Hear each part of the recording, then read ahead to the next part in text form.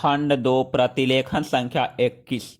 महोदय, भारत जैसे बहुभाषी देश में जहाँ विभिन्न भाषा परिवारों की 1952 भाषाएं बोली जाती हो, अष्टम सूची के अनुसार भी देश की 18 प्रधान भाषाएं हों, खान पान, वेशभूषा, रीति रिवाज आदि की दृष्टि से भी एक प्रांत दूसरे प्रांत से बहुत भिन्न हों, वहाँ देश की अखंडता को बनाए रखने के लिए सबसे अधिक आवश्यक यह है कि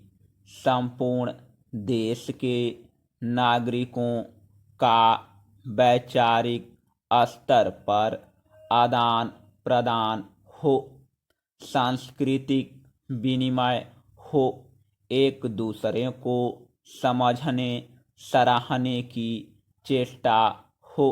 जहाँ संपूर्ण देश की भाषा एक हो, वहाँ तो शायद उस एक राष्ट्रभाषा से यह संभव भी हो सके, किंतु भारत जैसे विशाल तथा विभिन्न संस्कृतियों और विविध भाषाओं वाले देश में अनुवाद ही सबसे सशक्त माध्यम है, जो संपूर्ण देश को एक सूत्र में बांधे रखने में सहायक हो सकता है। द्विभाषिकता का महत्व भारत में प्राचीन काल से रहा है। आज भी भारतीय जनसंख्या के सांख्यिकीय आंकड़े यह बताते हैं कि भारत में द्विभाषियों का प्रतिशत काफ़ी ऊंचा है। कहने की आवश्यकता नहीं कि सभी भारतवासी सामान्यतः हिंदी या निकटवर्ती प्रांत की भाषा को दूसरी भाषा के रूप में प्रयोग करते हैं। अहिंदी भाषियों के मध्य हिंदी का प्रचार शिक्षा, व्यवसाय, जनसंचार, फिल्म आदि कई कारणों से हुआ। द्विभाषिकता का महत्व रोजी रोटी तथा आत्मविश्वास या आत्मप्रचार से बढ़ता है। यह द्विभाषिकता अनुवाद की मूल भित्ति है। एक व्यक्ति अपने भावों व विचारों को दूसरे तक पहुंचा सके तथा दूसरे की बात स्वयं समझ सके, इसलिए वह 2 या अधिक भाषाएं सीखता है। यह व्यवहारिक सत्य है कि जो व्यक्ति जितनी अधिक भाषाएं जानता है, वह उतना ही बहुज्ञ है, क्योंकि भाषा के सहारे उसका परिचय क्षेत्र तो बढ़ता ही है, वह विभिन्न भाषिक संस्कृतियों से भी परिचित होता है।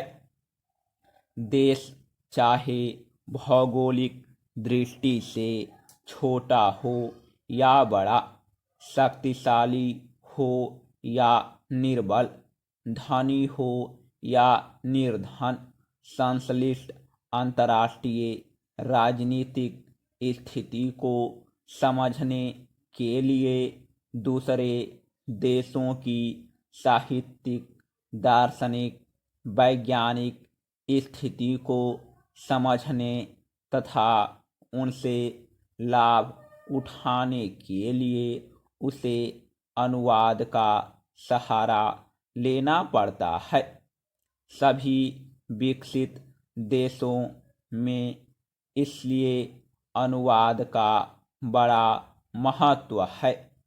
अनुवाद संबंधी बड़े बड़े संस्थान हैं तथा बड़े सुनियोजित ढंग से अनुवाद कार्य होता है।